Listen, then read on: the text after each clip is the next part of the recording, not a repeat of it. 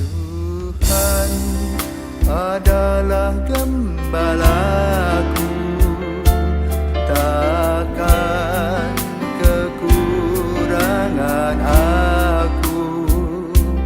Dia membaringkan aku di padang berumput hijau. Yang terkasih di dalam Kristus, selamat pagi. Salam jumpa lagi dalam Sabda Siap Saji. Senin 4 Maret 2024, hari biasa pekan ketiga Prapaskah. Marilah kita berdoa dalam nama Bapa, Putra dan Roh Kudus. Amin. Allah Bapa Maha Kasih, Engkau berkenan mengkeruh orang-orang yang tersingkir.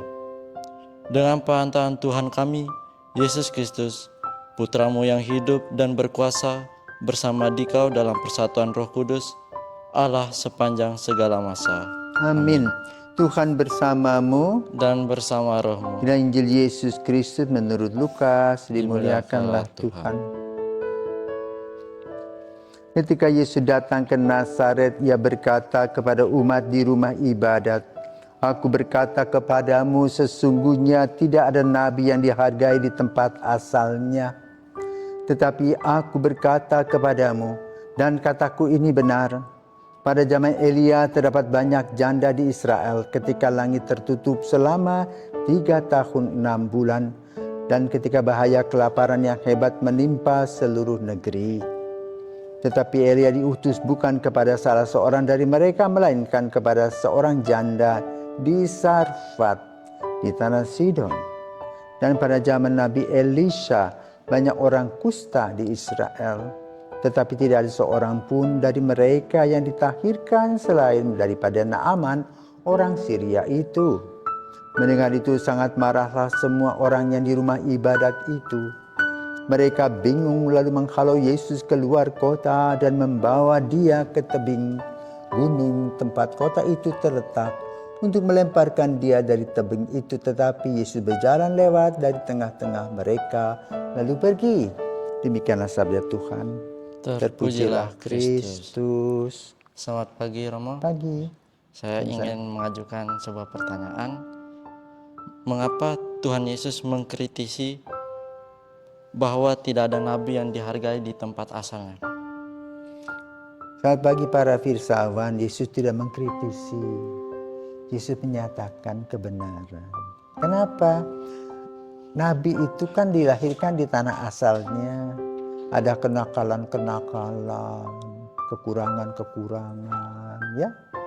Lalu orang heran kok bisa begitu. Jangan sampai itu asbun begitu. Maka tidak dihormati. Karena itu, pewartaan kabar gembira pada umumnya diwatakan oleh para misionaris orang luar. Ya. Tetapi yang mau dikatakan oleh Injil pada hari ini adalah begini. Yesus itu nyindir orang-orang Yahudi. Kenapa? Mereka merasa sebagai bangsa terpilih. Jadi sudah ada jaminan semua yang mereka mau pasti jadi. Karena merasa sebagai bangsa terpilih kan tinggal tunjuk. Seperti raja-raja zaman dulu kan tinggal tunjuk, mau ini tinggal tunjuk. Ya. Sama seperti para konglomerat sekarang kan tinggal tunjuk, kan ada uang. Ya. Ya. Karena itu Yesus mengatakan, coba biarpun kamu merasa sebagai bangsa terpilih, tetapi coba lihat dari Elisa. Ya. Orang kusta yang disembuhkan bukan dari kamu, orang Syria. Itu. Ya. Kemudian juga Elia sama. Pergi ke sana menyembuhkan siapa? Janda dari Sarfat. Bukan orang Yahudi. Artinya bahwa jangan terlalu GR kamu ini. Ya. Kenapa? Tuhan itu satu. Juga sayang kepada bangsa-bangsa yang lain. Kamu boleh merasa sebagai bangsa terpilih, tetapi harus membuktikan bahwa engkau orang-orang terpilih dengan kualitas imanmu.